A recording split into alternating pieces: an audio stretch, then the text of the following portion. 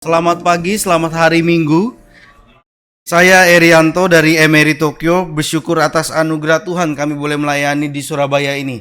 Kami sudah sekitar mungkin 9 tahun tidak ke Surabaya, padahal istri adalah orang Surabaya. Dan dia sangat berantusias sekali. Tapi kami pikir-pikir, aduh bagaimana ya pergi ya, enggak ya gitu ya. Karena memikirkan begitu banyak hal ya. Karena di sana harus ditinggalkan selama 3 minggu. Bagaimana ini udah 3 minggu terlalu lama, nanti kalau ditinggalkan 2 minggu saja, kalau ditinggalkan itu sudah terlalu lama, apalagi 3 minggu kami pikir ya. Tapi atas anugerah Tuhan, Tuhan boleh memberikan hikmat untuk pengaturan berbagai halnya. Dan saya mau ajak kita sama-sama bangkit berdiri, kita menyanyikan lagu Puji Tuhan Haleluya, dan jemaat Tuhan boleh saling berjabat tangan satu dengan yang lainnya. Puji Tuhan, haleluya. Puji Tuhan, haleluya. Puji Tuhan, haleluya. Puji Tuhan, haleluya, haleluya, haleluya, haleluya. Puji Tuhan, haleluya, haleluya, haleluya, haleluya. Puji Tuhan, puji Tuhan, haleluya. Puji Tuhan, haleluya. Puji Tuhan, haleluya. Sekali lagi, tepuk tanganin 2 kali lebih cepat. Haleluya, haleluya, haleluya, haleluya. Puji Tuhan, haleluya, haleluya, haleluya, haleluya. Puji Tuhan, puji Tuhan, haleluya. Puji Tuhan, haleluya. Puji Tuhan, haleluya. Puji Tuhan. Berikan kemuliaan bagi Tuhan kita. Silakan duduk. Saudara Pendeta Aludin adalah hamba Tuhan yang hampir setiap kelasnya itu berbarengan dengan kami. Begitu juga dengan Vikaris Dona. Saya dengan istri, dengan Vikaris Dona, dengan Pendeta Aludin. Hampir setiap kelas itu bersamaan. Jadi biasanya kalau belajar yang paling membosankan itu adalah pelajaran bahasa. Kelas Ibrani. Tapi Pendeta Aludin setiap kali kita mau menghafalkan kata Ibrani yang baru gitu ya, bersama dengan Pendeta Heru Warto Salim. Nah, mereka berdua orang yang sangat jenius untuk memikirkan jok ya, sehingga membuat jembatan keledai. Bahasa-bahasa yang sulit dibuat jembatan keledainya jadi gampang untuk dihafalkan. Dan bersyukur kepada Tuhan boleh bersama-sama dengan mereka mengikuti kuliah. Dan sebenarnya kami juga ada kesamaan ya. Saya dengan Pendeta Rudi Pen juga yang melayani di Karawaci, dan juga Pendeta Aludin, yaitu kami adalah batch yang dalam satu angkatan ini yang paling terakhir menyelesaikan tesis. Dan karena dulu itu ada kesibukan pelayanannya di awal gitu ya. Praktek setahun itu di awal, baru terakhirnya tesis. Sehingga pelayanan sudah sibuknya minta ampun karena sudah praktek setahun. Lalu ketika itu masuk tesis, ini udah susah sekali untuk dilepaskan. Dan akhirnya kami udah terus molor-molor gitu ya, sampai bagian-bagian akhir itu kami. Dan kemudian juga penabisan pendeta juga bersama ya. Bersyukur kepada Tuhan untuk anugerah Tuhan. Saudara, ketika Tuhan memberikan hamba Tuhan yang baik, itu adalah anugerah Tuhan. Seringkali jemaat Tuhan itu take it for granted atas hamba Tuhan yang diberikan. Ada beberapa cabang yang belum ada hamba Tuhannya. Dan kalau seandainya ya ada hamba Tuhan yang datang, kemudian hamba Tuhan itu berkarisma, wah kita takjub, kita kagum akan dia. Tapi hamba Tuhan itu tidak mendoakan saudara. Paling ya setahun sekali mendoakan saudara. Siapa yang mendoakan saudara? Siapa yang turut ketika saudara mengalami suka, hamba Tuhan itu pun bersuka. Saudara mengalami duka cita, hamba Tuhan itu pun berduka cita dan mendoakan saudara. Selain hamba Tuhan lokal, Pendeta Aludin, Vikaris Dona adalah hamba Tuhan yang sangat baik sekali. Adalah anugerah Tuhan ketika mereka boleh ada dan ditempatkan di sini di Citra. Kiranya Tuhan boleh pakai, Tuhan boleh pimpin umat Tuhan di Citra ini boleh semakin bertumbuh dan cinta akan Tuhan.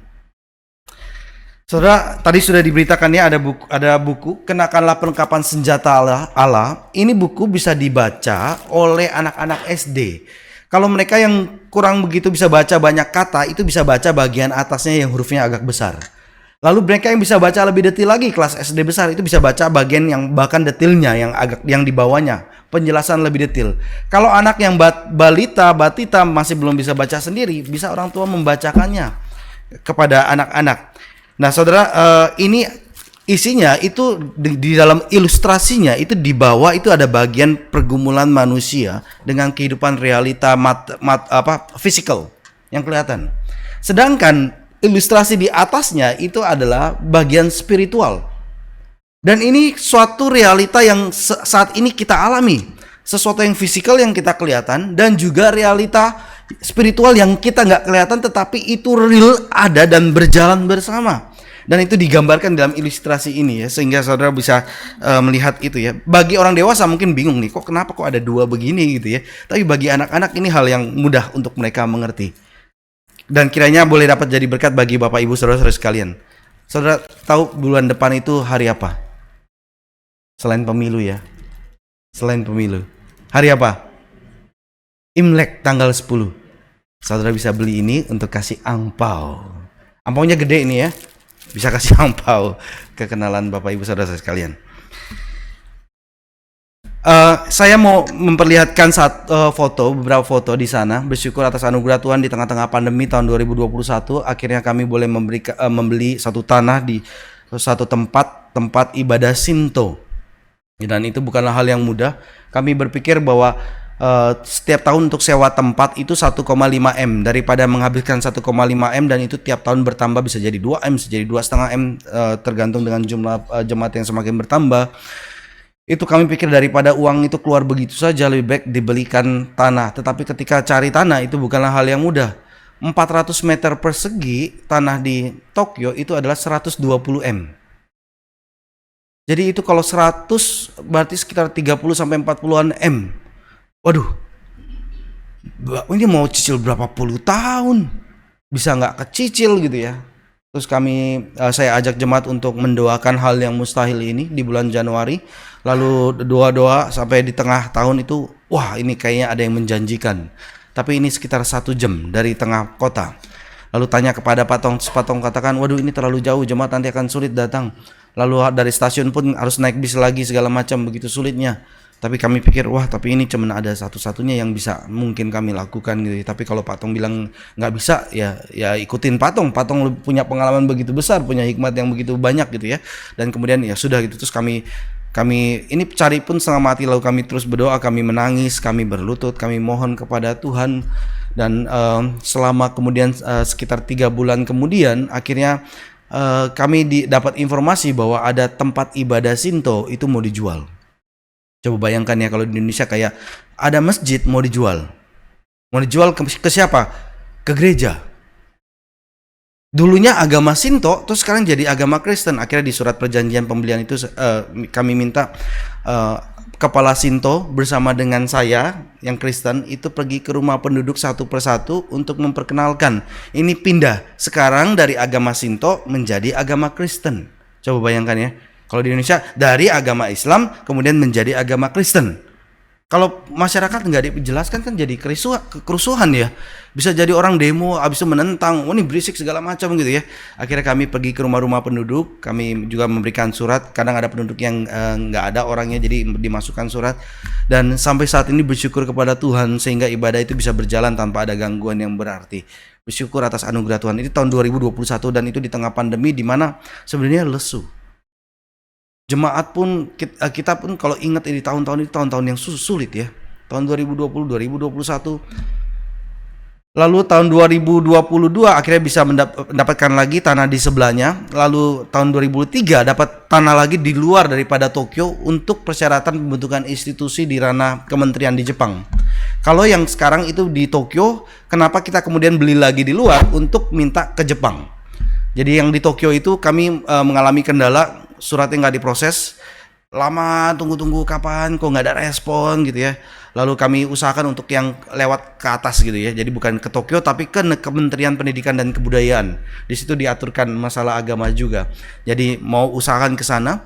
Tapi bersyukur kepada Tuhan, kemudian pemerintah Tokyo-nya diganti, akhirnya kemudian diresponi gitu ya. Kadang Tuhan pakai cara yang kita nggak habis pikiran ya. Pemerintahnya yang lama tetap selama itu terus, tapi terus nggak ada informasi mengenai kelanjutannya, keganti gitu ya, sehingga kemudian diresponi gitu ya. Ayo berikan surat yang terakhir untuk bisa kami kemudian cek evaluasi gitu ya. Dapat respon yang begitu baik, bersyukur kepada Tuhan, dan terus kami masukkan. Dan sebelum semuanya itu terjadi, sebelum tempat ibadah juga bisa dibeli, ini kan ada doa yang terus dilakukan tiap minggu, baik di hari Minggu, di hari biasa, di pesan doa. Dan itu bahkan saya yakin jemaat pun ada yang, aduh ini jadi apa enggak ya, mungkin mengalami kebosanan dan segala macam gitu ya. Itu pasti terjadi. Tapi ketika yang didoakan ini terjadi, kami yang berdoa dengan mencucurkan air mata ketika mendapatkan hal ini, saudara, sukacitanya itu luar biasa. Di hari Jumat Agung kami pertama kali pakai tempat ini, kami masuk, kami berdoa, kami beribadah, lalu kami satu-satu berdoa mengucap syukur kepada Tuhan. Dan doanya itu kami nggak bisa naikin doa itu, penuh sesak di hati, tertekan hatinya bukan karena penderitaan gitu ya, tapi karena sukacita yang besar kami alami gitu ya. Sehingga doa pun tersendat-sendat gitu ya. Tapi nggak apa-apa, ambil waktu gitu ya untuk naikkan itu, ambil waktu gitu ya, terus ucap syukur kepada Tuhan, ucap syukur kepada Tuhan, ucap syukur kepada Tuhan. Di Citra juga mengalami hal yang sama ya, berkenaan dengan tanah, berkenaan dengan perizinan, berkenaan dengan pembangunan. Terus berdoa, terus memohon kepada Tuhan. Tuhan yang mampu melakukan hal-hal yang mustahil. Untuk itulah kenapa kita berdoa, kita bersandar, kita memohon kepada Tuhan. Fotonya bisa yang pertama itu dari luar ya, bisa dimunculkan. Ini cuma satu bagian aja sih di foto yang pertama. Ya, ini bagian yang bagian agak kirinya ya dari tempat ibadah. Itu ada tiang putih, itu sangat kelihatan sekali kalau itu adalah tempatnya Shinto gitu. Lalu berikutnya foto yang kedua ini yang di dalam ya, bagian aula sih, tapi ini juga kepotong gitu ya karena pakai handphone waktu itu ambilnya. Ini interiornya itu masih begitu saja dari tempatnya Shinto ya, jadi dengan desainnya kayu. Lalu biasanya setelah katekisasi yang pertama, lalu katekisasi yang kedua, lalu yang katekisasi ketiga kalau nggak salah. Lalu setelah katekisasi kan biasanya selesai gitu ya di dalam pembelajaran. Kami di sana kemudian melanjutkan. Kalau katekisasi belajar doktrinal, kemudian kami lanjutkan mereka yang sudah melayani, sudah mengikuti katekisasi, menjadi anggota gereja, kami lanjutkan ke program pemuritan, leadership dan discipleship dan leadership. Lalu kami latih mereka, dan setelah 1 tahunan lebih, 2 tahunan kemudian muncul para pemimpin ini kemudian memimpin KTB yang ada. Lalu waktu bulan Desember itu adalah waktu yang sangat kesempatan yang sangat baik sekali untuk mengundang dan mengadakan persekutuan di wilayah tempat-tempat masing-masing. Lalu ada 5 wilayah di sana kami adakan. Dan ini adalah salah satu wilayah di daerah Yokohama. Jadi salah satu bapak dan istrinya yang awalnya itu ini loh, kayaknya datang gereja ya sekedar datang gereja pelayanan ya, kalau misalkan ada anaknya sakit atau berhalangan sedikit, begitu gampangnya diganti ya, dulu seperti itu. Tapi ketika 1,5 tahun yang lalu, dari sejak 1,5 tahun yang lalu, tiba-tiba berubah. Anaknya demam pun gitu ya dibawa, dia pun sakit, dia terus melayani. Ini artinya ada pandangan yang sudah berubah, paradigma yang berbeda. Jadi sekarang prioritas saya jadi tahu gitu ya, ini ada pekerjaan Tuhan yang lebih tinggi bahkan daripada kesehatan saya. Dan itu begitu getolnya, sehingga dia sekarang berani kemudian buat segala flyer lalu kasih ke tetangga-tetangga untuk undang ke persekutuan ini, Christmas. Lalu akhirnya yang datang sekitar 15-an orang Jepang. Coba bayangkan ya, satu orang Jepang untuk ketemu untuk bicara pun susah. 15-an orang Jepang kemudian datang bersama dengan anaknya, ada 13-an orang. Istrinya bikin sendiri itu bingkisan untuk dibagikan ke anak-anak. Bapaknya kan nggak bisa bahasa Jepang, bapaknya khotbah dalam bahasa Indonesia, istrinya terjemahkan ke dalam bahasa Jepang. Itu semua mereka sendiri. Mereka juga yang siapkan makanan. Begitu berantusias. Waktu patong KKR di Tokyo dan di Osaka, satu keluarga kena flu. Sebelumnya nggak tahu kalau kena flu ya. Di Tokyo demam bergantian antara ibu dengan kedua orang anaknya. Lalu ikut bis malam. Ini jaraknya dari Jakarta kayak ke Solo gitu naik bis ya, ke Tokyo Osaka. Mereka naik bis malam demam-demaman gitu ya.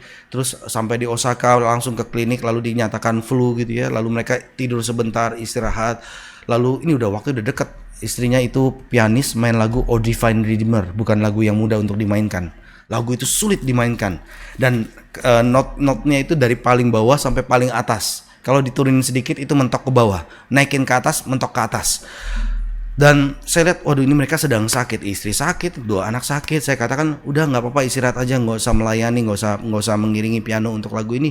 Biarkan Ibu Lingkan nyanyi saja sendiri, pakai itu rekaman daripada piano -1 accompaniment, pakai itu aja gitu ya. Tapi nggak ada respon. Tapi saya lihat tiba-tiba loh dia muncul di panggung gitu ya untuk latihan gitu ya. Waduh dengan kayak goyang-goyang ibu itu gitu ya, yang tadi di foto gitu ya. Dia coba main gitu ya, latihan gitu ya. Dan ini sulit sebenarnya main lagu ini. Kalau agak lambat penyanyi susah. Bisa sesek gitu nyanyinya. Nggak nyampe. Apalagi ketika udah mau akhirnya panjang banget gitu ya. Kalau lambat susah sekali.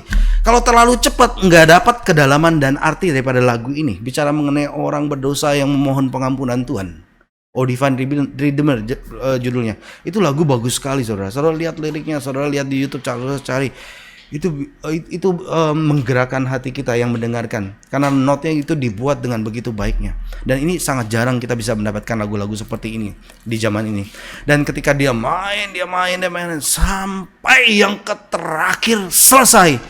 Waduh, kami pun dari teks lagu, dari lagu, terus lihat pergumulan dia yang berjuang untuk pekerjaan Tuhan. Kami sekali lagi ya mengalirkan air mata sukacita, bersyukur kepada Tuhan untuk anugerah Tuhan. Tuhan boleh melatih tiap-tiap orang untuk semakin bertumbuh. Pengudusan itu terjadi di dalam seseorang dan kelihatan. Berharap umat Tuhan di tempat ini boleh juga mengalami ya pengudusan. Dan kalau boleh ya, Tuhan percepat pengudusan itu. Bagi orang dunia itu kayaknya rugi. Tetapi enggak, bagi mereka yang di dalam dan mengerjakannya, walaupun secara fisik mungkin rugi ya, tetapi sukacita, damai, sejahtera yang melampaui akal, pikiran, dan hikmat itu terjadi, mereka alami. Dan itu terus anak alami gitu ya. Masyarakat lihat, dan kemudian ada dari yang sebelumnya kenal dia dari gereja lain gitu ya, terus ngeliat dia gitu ya, kok orang ini berubah. Ini orang lain lagi. Jadi ada beberapa orang, ada banyak orang gitu yang berubah ya. Ngeliat, loh orang ini berubah. Dulu ketika berbicara saya nggak dapat seperti hal ini gitu ya. Banyak keputusan sekarang dia ambil dengan keputusan yang berbeda dengan yang dulu. Akhirnya orang yang lihat dia, ikut coba gabung gitu ya di dalam gereja. Dan itu penginjilan yang terbaik yang Tuhan Yesus sudah berikan. Kamu saling mengasihi, kamu menjadi satu. Dengan demikian orang lihat bahwa kamu adalah murid-muridku. Tuhan Yesus sudah katakan, Tuhan Yesus sudah doakan. Kiranya umat Tuhan di tempat ini pun ya, Tuhan berikan pertumbuhan, Tuhan berikan persatuan, semakin giat melihat visi misi Tuhan dan mengerjakannya. Mari kita buka Wahyu 6 ayat 9 sampai 11. Wahyu 6 ayat 9 sampai 11. Di KU1 saya akan membawakan materai yang kelima. Di KU2 nanti saya akan membawakan materai yang keenam. Jadi ini berkelanjutan. Kalau saudara yang tertarik, saudara bisa setelah KU1 mengikuti lagi KU2 ya. Ini berkesinambungan. Lalu mungkin ada yang bertanya, mana materai 1 dan materai keempatnya? Nanti secara sekilas saya akan jelaskan ya. Tapi saya tekankan materai yang kelima dan keenam karena ini juga berkenan dengan tempat ini, Gary Citra. Mari kita buka, kita baca bersama-sama Wahyu 6 ayat 9 sampai 11. Sama-sama kita bacakan. 1, 2, 3. Dan ketika anak domba itu membuka materai yang kelima, aku melihat di bawah mezbah jiwa-jiwa mereka yang telah dibunuh oleh karena firman Allah dan oleh karena kesaksian yang mereka miliki. Dan mereka berseru dengan suara nyaring katanya, berapa lamakah lagi ya penguasa yang kudus dan benar? Engkau tidak menghakimi dan tidak membalaskan darah kami kepada mereka yang diam di bumi. Dan kepada mereka masing-masing diberikan sehelai jubah putih. Dan kepada mereka dikatakan bahwa mereka harus beristirahat sedikit waktu lagi hingga genap jumlah kawan-kawan pelayan dan saudara-saudara mereka yang akan dibunuh sama seperti mereka. Mari kita tundukkan kepala, kita berdoa. Bapa kami yang di surga, kami mohon anugerah dan belas kasihan-Mu. Bukakanlah mata kami ya Tuhan. Buatlah telinga kami untuk dapat mendengarkan firman-Mu. Bentuklah hati dan pikiran hamba-Mu dan setiap kami yang ada di tempat ini untuk melihat, untuk menyaksikan perbuatan Tuhan dalam sejarah. Tuhan yang berdaulat, Tuhan yang berkuasa, Tuhan yang baik, Tuhan yang kudus, Tuhan yang benar. Kami mohon ya Tuhan, jangan lewatkan setiap kami baik yang tua maupun yang muda. Dan kiranya ya Tuhan, pemberitaan firman yang telah disaksikan oleh Rasul Yohanes itu pun juga yang boleh kami lihat dan boleh menguatkan iman kerohanian kami di tempat ini. Dalam nama Tuhan kami Yesus Kristus kami berdoa dan kami memohon. Amin. Saudara, ketika Bloody Mary naik tahta pada tahun 1553, John Fox dan bersama dengan orang-orang Kristen yang lainnya melarikan diri dari benua Eropa. Bloody Mary adalah ratu daripada Inggris dan terkenal akan kekejamannya, maka disebut Bloody ya, padahal namanya bukan Bloody ya, dijuluki Bloody Mary. Dan dia dapat kabar, si John Fox ini ketika mengungsi, dia dapat kabar dari orang-orang yang kemudian datang dalam pengungsian juga. Dia dengar bahwa kalau di Inggris telah terjadi penganiayaan yang begitu besar. Penganiayaan itu begitu mengerikan terhadap kaum Protestan pada saat itu. Dan Fox mulai mengumpulkan catatan. Dia catatkan semua kekejaman, kemartiran, penganiayaan yang terjadi. Dan kemudian dia menerbitkan edisi yang pertama pada tahun 1554. Dan karena catatan tentang kemartiran ini, orang kemudian baca, orang kemudian dengar, lalu kemudian semakin banyak orang datang ke tempat dia untuk menyaksikan lebih lagi gitu ya, yang belum ada atau ada sesuatu update informasi yang baru. Saudara, di dalam persekutuan doa juga ya, di dalam doa itu penting ya kita untuk mendapatkan informasi. Ini update yang terbaru, itu sangat penting ya. Ini berkaitan dengan doa. Nah, terus ketika dapat lagi catatan baru, dia tambah lagi, dia revisi lagi, dia buat lebih akurat lagi dari catatan itu ya. Dan dia catat eksekusi orang Kristen yang ada di Inggris, dan terutama yang mengerikan adalah kemartiran dengan cara mati dibakar di tiang pancang. Itu hal yang paling mengerikan. Karena matinya pelan-pelan kena api dibakar. Saudara, ketika Ratu Elizabeth satu kemudian menggantikan Bloody Mary dan kemudian perdamaian itu jadi di Inggris, kemudian Fox kembali ke Inggris dan dia menerbitkan edisi baru daripada bukunya, dan ini semakin direvisi, catatannya diperlengkap, semakin akurat, dan kemudian dia juga masukkan martir dari abad mula-mula, dari gereja mula-mula, dari tempat dunia lain lagi, di belahan dunia lain lagi dia masukkan, dan kemudian bukunya ini dikenal sebagai Fox's Book of Martyrs. Dan buku ini sangat terkenal. Siapa yang pernah baca? Buku ini sangat terkenal, menjadi yang kedua terjual paling banyak dan paling banyak dibaca dan berpengaruh setelah Alkitab. Ini yang kedua. Dan selain itu juga ada ya, yang sekarang mungkin menjadi ketiga ya, Perjalanan Musafir. Tahu ya ini ya? Perjalanan Musafir, tahu ya? Nah, ini yang kedua, saudara. Banyak dibaca setelah Alkitab. Dan buku ini memberikan pengaruh penting kepada kekristenan Protestan di Inggris. Saudara, Alkitab mencatat kematian orang-orang percaya yang setia untuk menguatkan mereka yang mengalami penganiayaan. Dicatat, disampaikan. Kenapa ya dicatat, disampaikan? Kalau kita sebagai manusia atau hikmat dunia, kalau ngalamin hal ini, kita lebih suka mungkin akan menutupi ya. Mungkin ya, wah ini ada penganiayaan, ada penderitaan. Mungkin ditutupi gitu ya. Jangan disebarkan gitu ya. Nanti orang Kristen yang lainnya takut lagi untuk datang ke gereja. Enggak, tapi justru dicatat kemudian diberitakan. Lalu dinyatakan selain realita penderitaan, tapi ada realita kemenangan atas penderitaan. Selain realita kematian yang kita alami bahkan sampai saat ini, bahkan tubuh kita pun mengingatkan kita sudah semakin dekat kubur. Ada realita kebangkitan di dalam Kristus. Dan ini diberitakan oleh Rasul Yohanes. Saudara, Ibrani 11 itu pasal yang diawali dengan mendefinisikan apa itu iman. Apa itu iman? Ibrani 11 menjelaskan apa itu iman. Dan kemudian menyampaikan tentang saksi-saksi iman daripada awal-awal orang-orang dari Henok, kemudian dari Habel, Henok, terus kemudian Nuh, kemudian Abraham sebagai saksi-saksi iman. Tapi kemudian di pasal 11 di bagian akhir kemudian dikatakan mereka diejek, dicambuk, dirantai, dipenjara, dirajam batu, digergaji, dibunuh dengan pedang, melarat, sengsara, tertindas, dianiaya.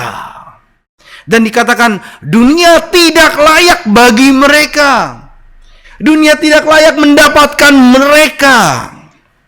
Dan mengenai mereka, Wahyu 6 ayat 9 mencatat, di bawah mezbah jiwa-jiwa mereka yang telah dibunuh oleh karena firman Allah dan oleh karena kesaksian yang mereka miliki. Mereka berseru, berapa lama lagi ya Allah? Berapa lama lagi ya Tuhan? Seru mereka kepada Tuhan. Berapa lama lagi ya penguasa yang kudus dan benar? Bicara kudus, bicara benar adalah bicara Tuhan yang menghakimi dengan adil. Yang kudus dan benar, Engkau tidak menghakimi dan tidak membalaskan darah kami kepada mereka yang diam di bumi. Saudara, ketika anak domba membuka mata yang kelima, maka mata kita diarahkan kepada apa yang ada di surga. Ada jiwa-jiwa yang mati bagi Kristus di sana. Dan kepada jemaat Smyrna di pasal 1, sebenarnya Yesus pernah berkata ya, hendaklah engkau setia sampai mati dan aku akan mengaruniakan kepadamu mahkota kehidupan. Dikatakan. Dan dalam Matius, Yesus telah berkata, mereka akan menyerahkan kamu ke dalam siksaan dan membunuh kamu, dan kamu akan dibenci semua bangsa oleh karena namaku. Tuhan Yesus sudah katakan. Saudara, penganiayaan yang mematikan itu bukanlah sesuatu yang tidak biasa bagi orang Kristen, melainkan situasi yang normal yang seharusnya dialami oleh orang Kristen. Sekali lagi ya, penganiayaan yang mematikan bukanlah sesuatu yang tidak biasa bagi orang Kristen, melainkan situasi yang normal yang seharusnya dialami oleh orang Kristen. Para martir mengalami dan meneladani Yesus yang mati terlebih dahulu, dan mereka mengikuti jejak Tuhannya. Saudara lihat para murid, para rasul mengikuti jejak Tuhannya, mengalami hal yang sama. Apakah mereka takut? Ya, mungkin mengalami ketakutan. Tapi ketakutan itu dilampaui oleh sukacita, oleh kebahagiaan, oleh damai yang Tuhan berikan jauh-jauh lebih besar. Bahkan bukan nantinya saja, saat ini Tuhan berikan kepada mereka. Para martir meneladani Yesus yang telah mati terlebih dahulu. Saudara, setelah Stefanus ya, setelah Stefanus mati martir, semua rasul kecuali Yohanes menjadi martir karena Injil. Satu persatu. Dan saudara, pada zamannya Nero membunuh ribuan orang percaya, sehingga terkenal sekali ya. Bahkan ada software yang namanya Burning Nero gitu ya, di zamannya dulu itu ya, karena terkenalnya akan pembakaran ini. Dan pada saat Yohanes menuliskan kitab Wahyu ini bukan di zamannya Nero, tapi zaman Domitianus, satu kaisar yang lainnya lagi. Dan Yohanes menuliskan hal ini sedang mempersiapkan gelombang kekerasan yang baru yang akan datang, yang akan dilakukan oleh Domitianus. Dan yang baca Yohanes tahu apa yang dilakukan oleh orang-orang Romawi terhadap orang Kristen. Dan firman Tuhan ketika diberitakan itu mempersiapkan umat Tuhan. Saudara, orang-orang Romawi itu memakaikan baju ke orang Kristen itu pakai baju kulit binatang. Saudara, kalau ingat dipakaikan baju kulit binatang, saudara ingat di mana? Kisah di mana? Kitab apa? Kejadian. Siapa yang kasih ke siapa? Tuhan kasih ke Adam. Dari sini orang Romawi kasih kulit binatang ke orang Kristen. Tapi punya kontras yang sangat berbeda.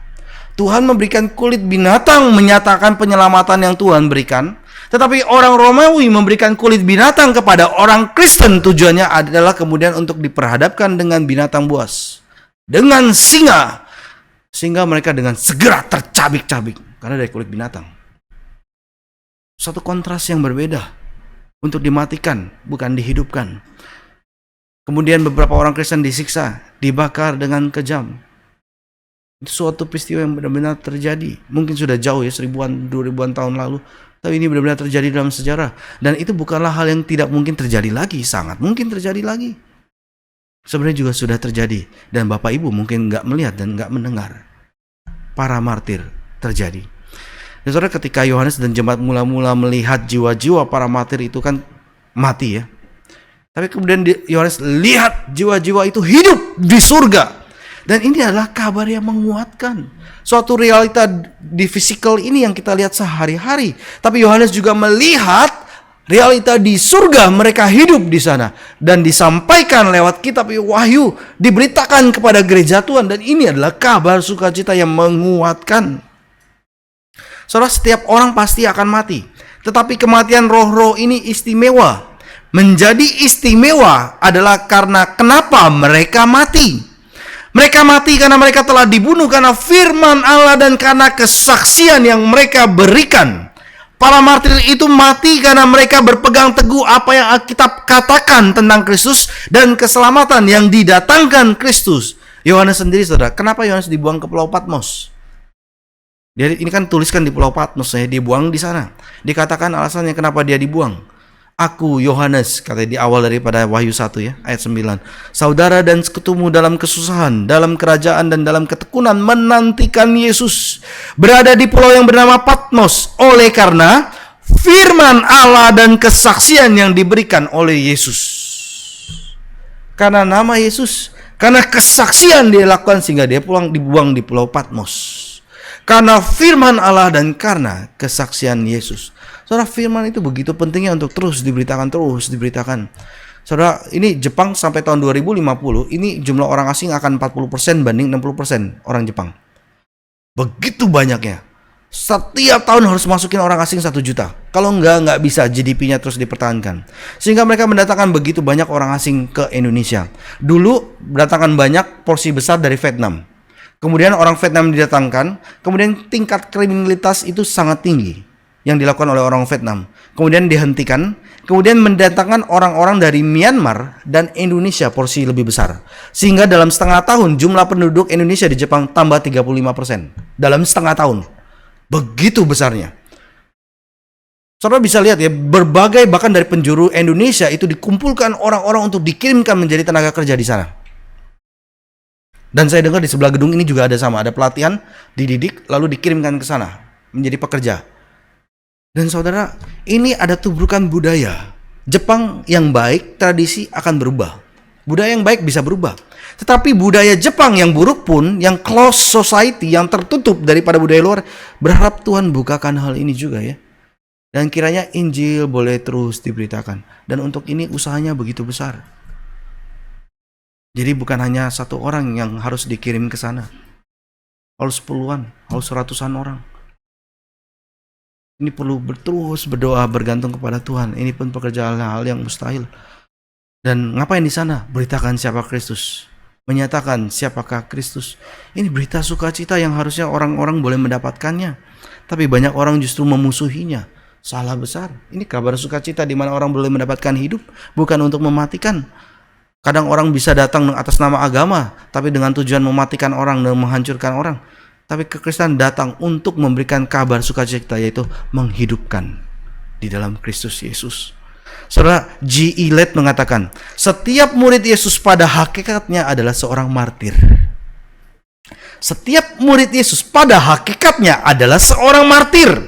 Dan Yohanes melihat semua orang yang percaya yang telah menderita itu hidup di surga. Hakikatnya kita adalah orang martir. Masalahnya kita yang mendapatkan kesempatan martir itu atau enggak. Pak Tong kan begitu mengharapkan ya. Berulang kali dia katakan, kalau aku bisa mati martir, Pak Tong katakan ya. Tapi kan ini bukan artinya misalkan saya nih langsung naik pesawat ke Korea Utara, langsung turun pesawat menyuarakan pakai bendera besar gitu ya. Tuhan Yesus satu-satunya juru selamat gitu ya. Ini kan bodoh banget gitu ya. Langsung ditembak mati mungkin di situ, mungkin ditangkap dulu langsung tembak mati jedor gitu ya. Begitu gampang ya. Enggak dengan cara seperti itu juga mati konyol ya. Saudara, setiap murid Yesus pada hakikatnya adalah seorang martir. Saudara coba tanya dalam diri saudara ya, apakah saya siap untuk mati martir bagi Tuhan? Ada ketakutan enggak ya? Mungkin awalnya ada ketakutan, tapi saudara, damai sejahtera, ketenangan, sukacita daripada Tuhan, itu akan terus kiranya Tuhan boleh tumbuhkan. Semakin saudara sadar siapa Tuhan, siapa kita. Sekali lagi, orang Kristen pada hakikatnya adalah seorang martir. Wahyu 12 ayat 11 dikatakan, nanti menggambarkan bahwa semua umat Kristen sebagai orang-orang yang telah menang. Siapa yang telah menang? Selain dari mereka yang telah berperang. Orang yang nggak berperang ya nggak tahu apa itu kemenangan. Orang yang berperang tahu apa itu kemenangan. Dan mereka disebut sebagai orang yang telah menang oleh darah anak domba dan oleh perkataan kesaksian mereka. Dikatakan ulang lagi kan ya, sama. Karena mereka tidak mengasihi nyawanya sampai mati, dikatakan dalam kitab Wahyu. Coba kita perhatikan, jiwa-jiwa yang telah disembelih ini berada di mana? Ada Allah bertata, ada anak domba duduk di sebelah kanan Allah Bapa. Lalu di tengah-tengah itu ada 4 makhluk. Lalu di lingkaran yang lebih luar lagi ada 24 tua-tua. Lalu ada jumlah jutaan berlaksa-laksa para malaikat memuji Tuhan, memuji Tuhan. Dan itu kalau saudara lihat puji-pujian yang dinaikkan dari pasal 1 sampai terus berlanjut, itu seperti kembang api. Kembang api yang dinyalakan. Ini kalau kembang api tahun baru di Jakarta, saya nggak tahu di Surabaya bagaimana. Di Jakarta itu ada banyak juga waktu tahun baru. Di sini juga ada ya. Ada ya. Di Jakarta itu ada kembang api ya. Jumlahnya banyak sekali. Tapi itu kecil-kecil. Kalau saudara ada dapat kesempatan ke Jepang ya, waktu musim panas gitu ya, ataupun pergi ke Disneyland, kadang kalau cuacanya baik ada kembang api juga. Itu kembang api gedenya minta ampun. Ketika meletus itu ini kita ini juga berasa gitu ya. Saking kencangnya. Pandangan mata kita kalau lihat ke langit itu memenuhi langit. Buah gitu ya. Wah, kita akan tercengang. Kita akan terkagum akan kebesaran dan keindahan daripada kembang api itu. Dan di pujian para malaikat dan makhluk surga adalah seperti kembang api. Kagum orang, kemudian menyembah Tuhan. Kemudian setelah itu ada pujian yang kedua, makin besar lagi. Ketiga, makin lagi. Keempat, makin lagi. Seperti itu, puji-pujian yang semakin meningkat dalam intensitasnya. Kemudian mereka takjub dan kagum akan Tuhan. Semua menyembah Tuhan. Dan coba perhatikan, jiwa-jiwa ini ada di mana? Di surga. Dikatakan di mana? Di bawah mesbah. Sebenarnya kalau saudara tahu dengan detail apa yang terjadi di perjanjian lama, saudara akan tahu apa yang ada di surga. Karena yang di bumi, bahkan yang dibuat oleh Musa di kemah suci, bahkan kemudian dilanjutkan di Salomo, itu adalah menggambarkan apa yang ada di surga. Suatu realita yang ada di surga itu dibuat di bumi. Semua pernak-perniknya juga sama. Dan di kemah suci ada mesbah kan ya? Mesbahnya itu ada di mana? Ada di luar satu, ada di dalam satu. Mesbah yang di luar untuk korban bakaran kan ya? Mesbah di dalam untuk mesbah doa. Nah, saudara, ketika korban itu dipersembahkan di atas mesbah, di korban bakaran di luar itu ya, di bait suci atau di kemah suci dalam perjanjian lama, itu kalau saudara lihat detailnya, ketika dikorbankan, maka darah itu mengalir kemana? Ke tepi daripada mesbah. Kemudian darah itu mengalir ke dasar dan menggenang di bawah mesbah. Imamat 17 ayat 11 mengatakan bahwa nyawa manusia ada di dalam darah. Jiwa manusia ada di dalam darah. Sehingga jiwa-jiwa di bawah mesbah itu berbicara tentang darah yang mereka tumpahkan untuk Kristus. Nyawa manusia ada di dalam darah dan itu mengalir di bawah mesbah. Sehingga jiwa-jiwa dikatakan berada di bawah mesbah saya lihat di surga. Dan mereka berseru kepada Tuhan. Dan ini bicara kaitan dengan darah, dengan jiwa di bawah mesbah. Ini bicara mengenai darah yang mereka tumpahkan untuk Kristus. Saudara, para martir tidak mati untuk menebus dosa. Ya, Kristus dikorbankan, darahnya tercurah untuk menebus dosa. Para martir tidak menebus dosa. Tetapi kemartiran daripada mereka yang mati ini erat kaitannya dengan pengorbanan Kristus. Sehingga darah mereka sekarang digambarkan mengalir di bawah mesbah. Yang pertama adalah Kristus dan mereka meneladaninya. Punya kaitan yang erat antara Kristus dengan para martir. Sehingga nggak heran Pak Tong pun mau mati martir. Saudara, saya pun mau mati martir kalau Tuhan berikan kesempatan. Bukan mati konyol ya. Awalnya mungkin sebagai orang Kristen saya, aduh takut, serem saudara. Tapi kalau melihat keindahan, kebesaran, keagungan, dan setiap realita yang saya hadapi, yang saya lihat gitu ya, di realita ini, lihat realita di surga, dan bertemu dalam hidup saya, saudara, mati martir itu adalah hal yang sangat indah yang kalau boleh Tuhan berikan. Saudara, jiwa-jiwa itu yang telah disembelih berada di bawah mezbah. Kematian yang terjadi pada mereka itu, kematian mereka itu terlalu cepat di dunia ini. Dari sudut pandang Allah itu adalah sebuah pengorbanan yang dipersembahkan di atas mezbah di surgawi. Di dunia mereka mati martir, tapi di surga mereka adalah persembahan yang harum bagi Tuhan. Mari kita buka Alkitab 2 Timotius 4 ayat 6. 2 Timotius 4 ayat 6. Saudara kalau tahu 2 Timotius ini ditulis oleh siapa? Oleh Paulus. Ini di akhir atau di awal daripada Paulus hidupnya? Akhir. Paulus ini sudah kitab akhir yang ditulis oleh Paulus yang disampaikan, saudara. Kita baca ya, 2 Timotius 4 ayat 6. Paulus ngomong apa tentang dirinya? 1, 2, 3. Mengenai diriku, darahku sudah mulai dicurahkan sebagai persembahan, dan saat kematianku sudah dekat. Apa yang terjadi dengan Paulus? Di Roma, kemudian dia mati di penggal. Dia bilang, darahku sudah mulai dicurahkan sebagai persembahan, dan saat kematianku sudah dekat.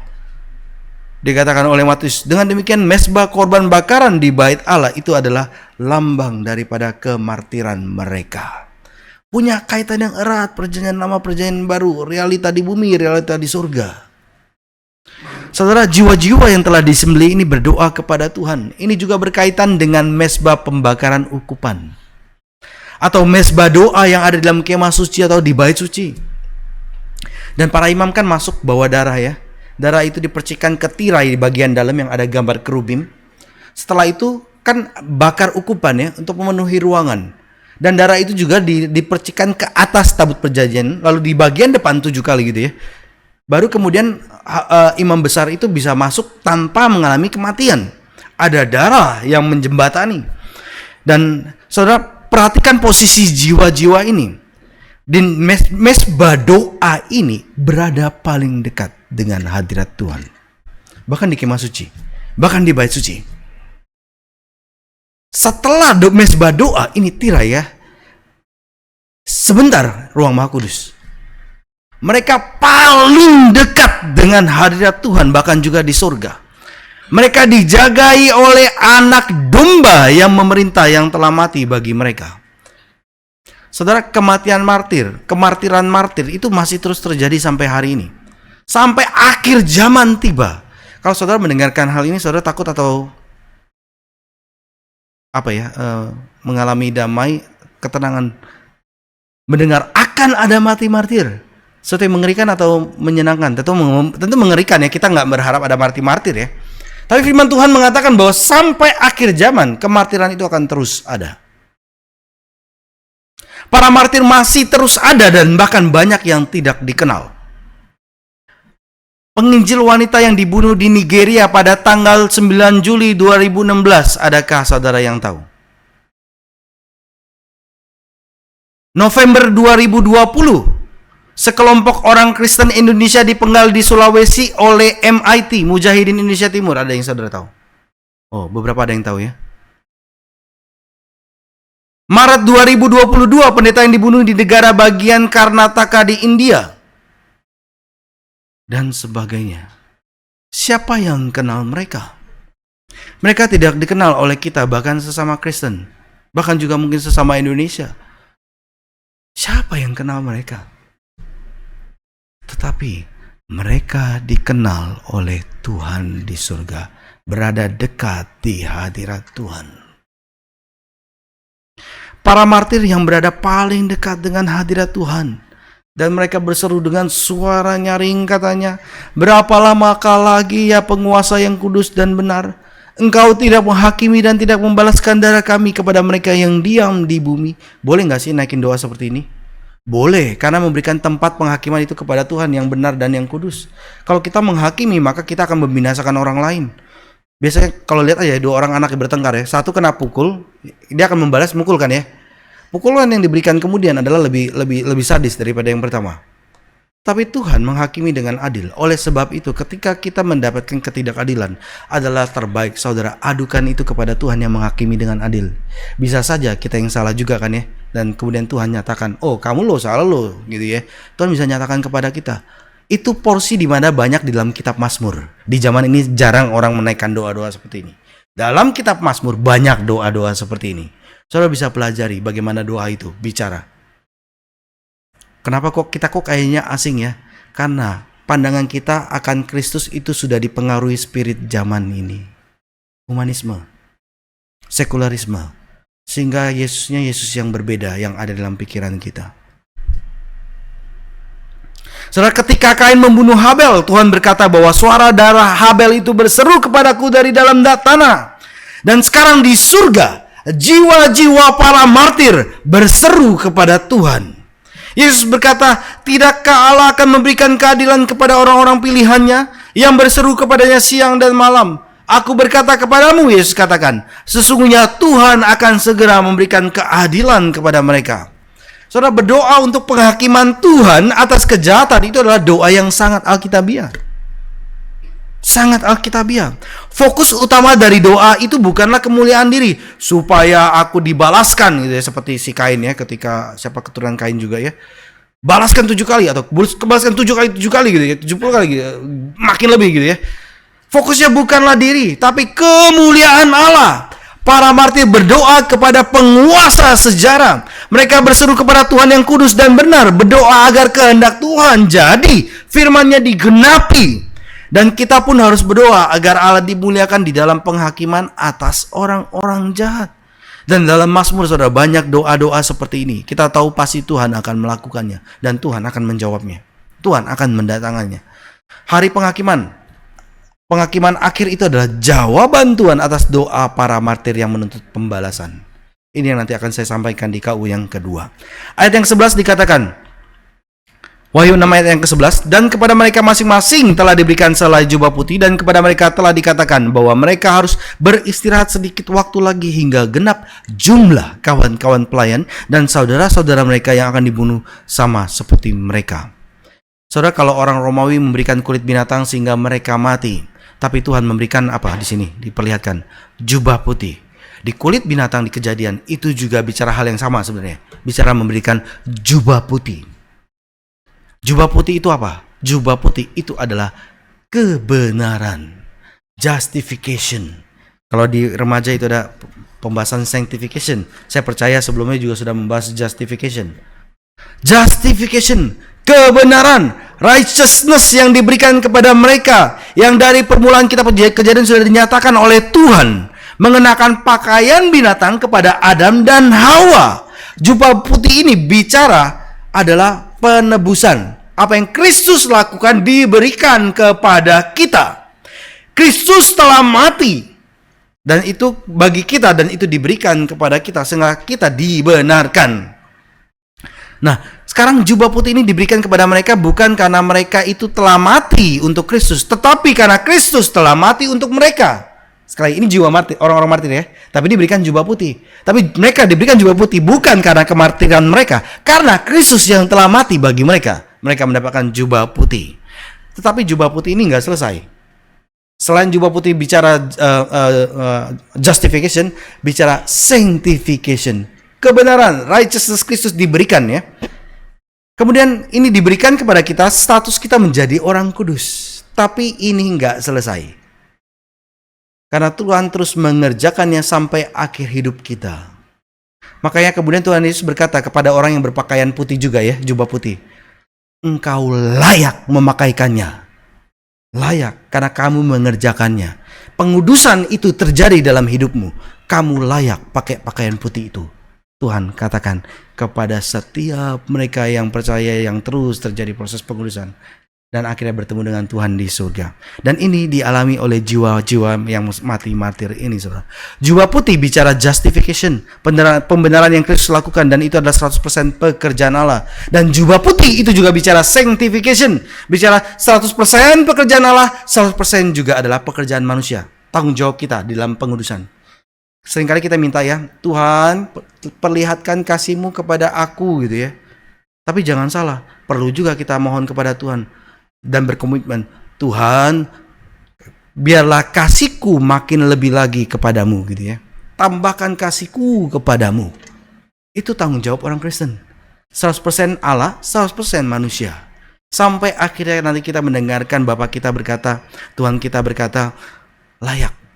Pakaian putih yang kamu kenakan itu layak. Saudara, orang-orang kudus di surga sudah mencapai kesempurnaan pengudusan mereka. Jubah putih mereka bersaksi tentang kemuliaan yang telah mereka capai di dalam Kristus. Dan Tuhan mengatakan mereka tidak mencemarkan pakaian putih yang telah diberikan kepada mereka. Dan dikatakan mereka layak, cocok, pas mengenakan jubah putih itu.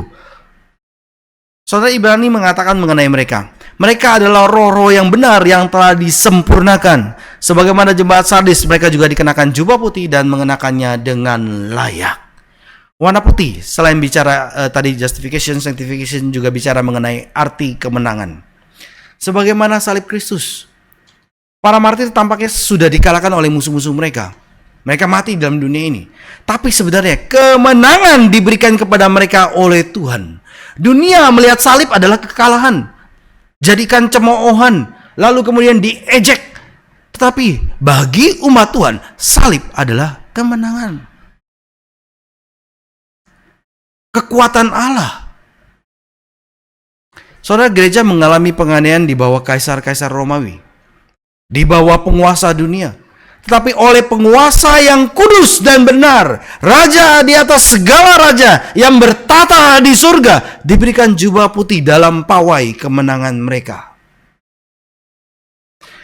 Pernyataan dari surga, meskipun lemah di dalam dunia, meskipun dihina karena iman, orang-orang kudus yang memperoleh kemenangan di dalam Yesus.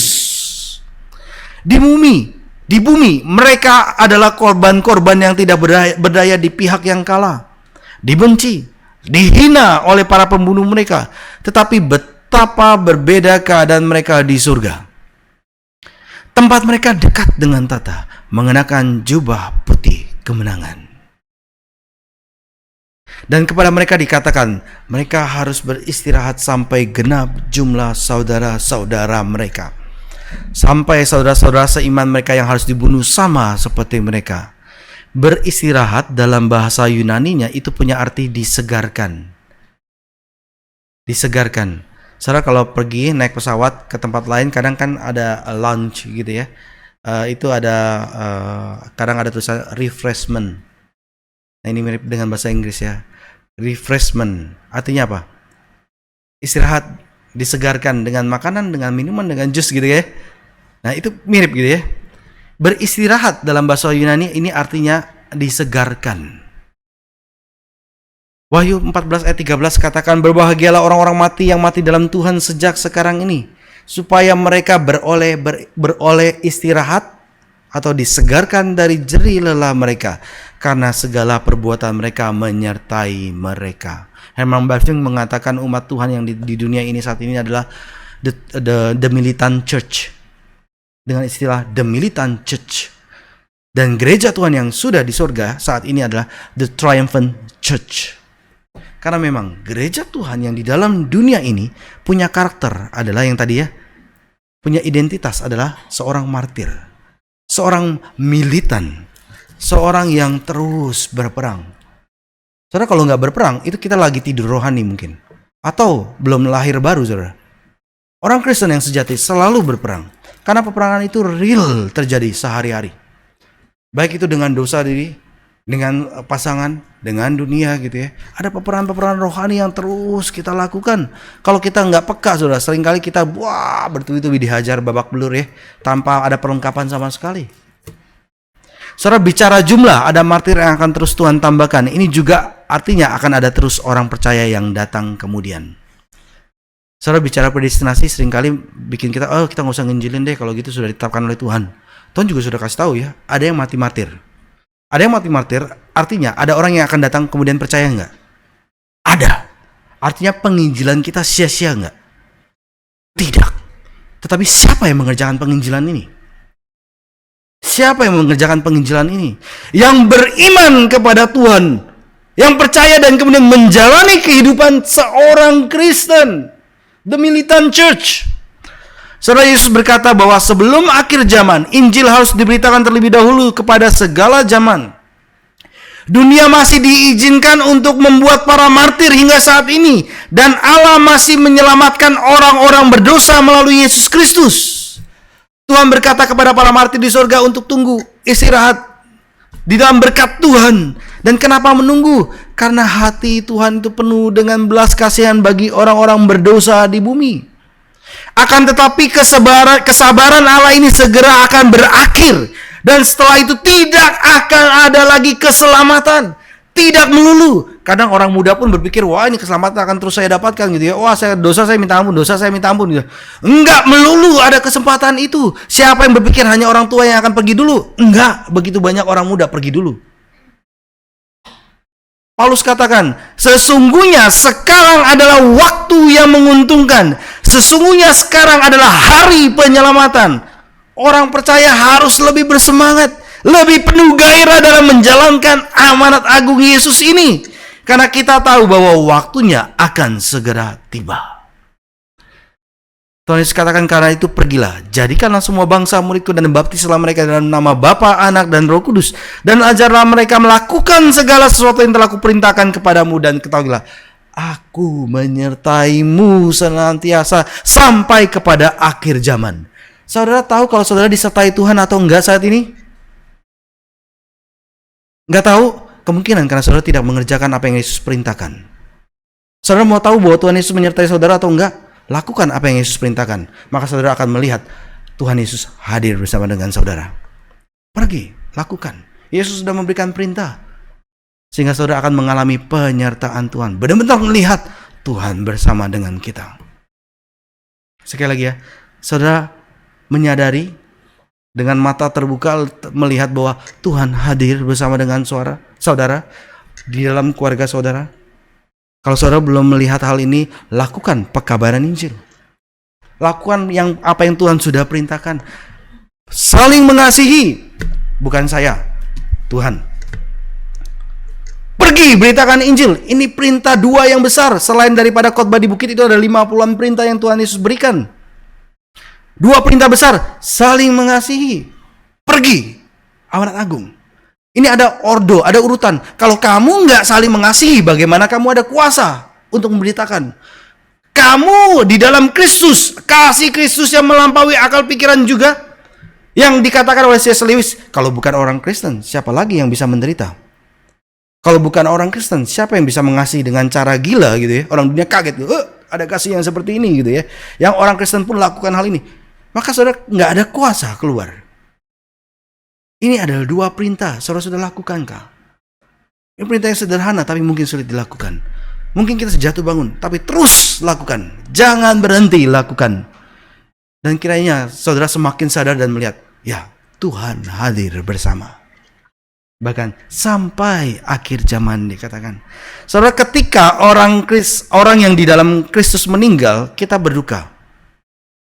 Kita tentu berduka. Kita kan nggak bersuka karena martir ya. Enggak, kita berduka.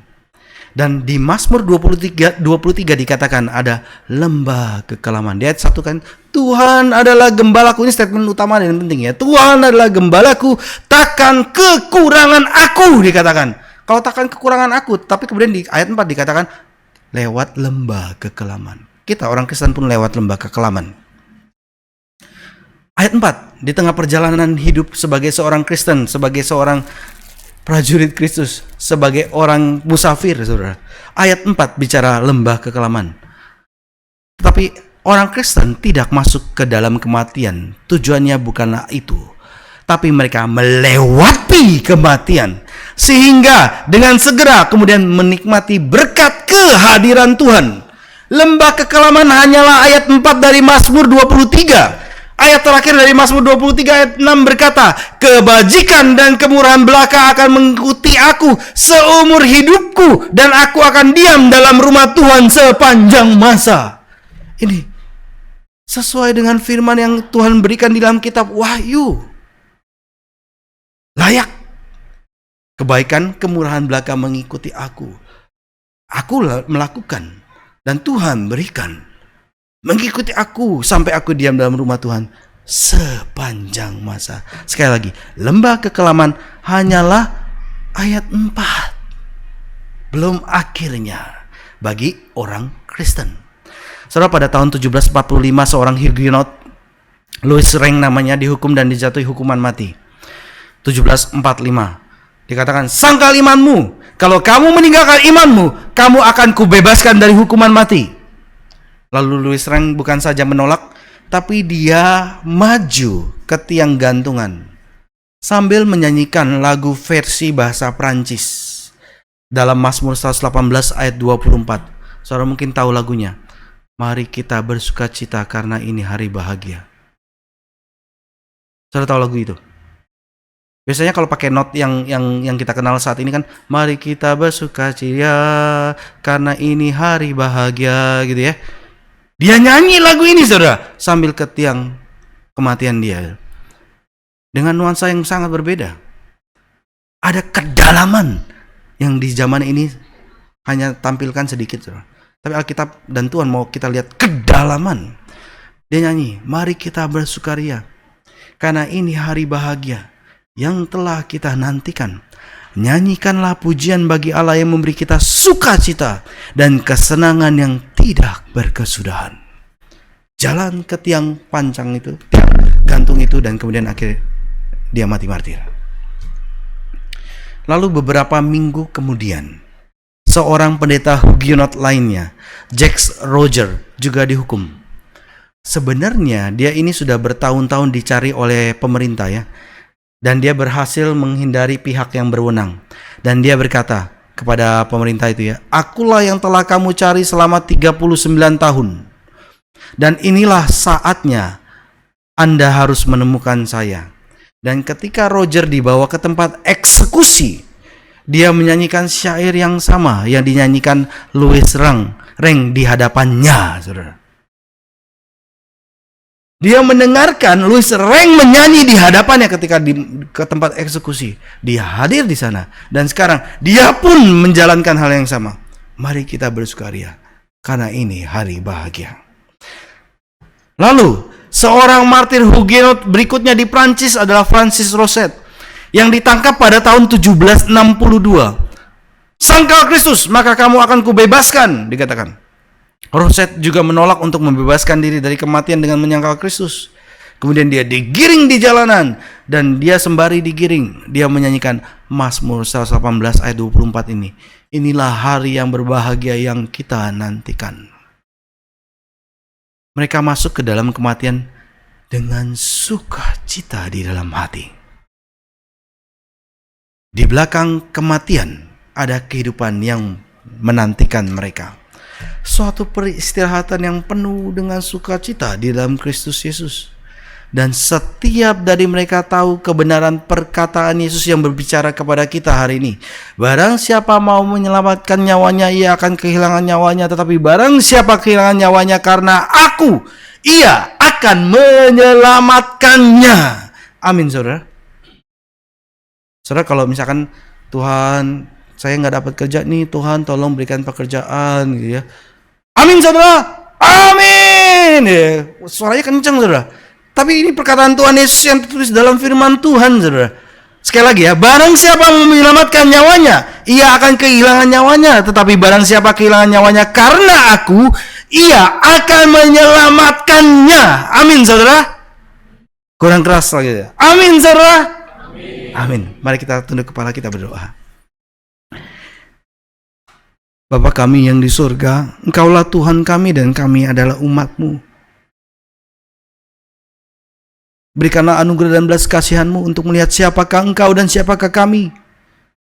Spirit zaman ini membuat kami begitu sedikitnya melihat kemuliaan, keindahan, dan kasih Kristus. Bahkan sedikit sekali memperlihatkan dosa kami. Kiranya Tuhan boleh memperlihatkan dosa kami yang begitu dalamnya jatuh. Sehingga kami boleh melihat betapa tingginya kasih Kristus, betapa luas dan lebarnya dan dalamnya. Bapa kami yang di surga, kuduskanlah setiap kami yang ada di tempat ini. Berikanlah anugerah dan belas kasihan-Mu kepada setiap kami.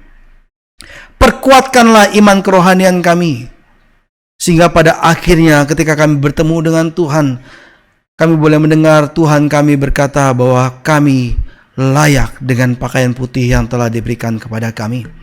Terpujilah Engkau Tuhan dan Allah kami. Di dalam nama Tuhan kami Yesus Kristus kami berdoa dan kami mengucap syukur. Amin.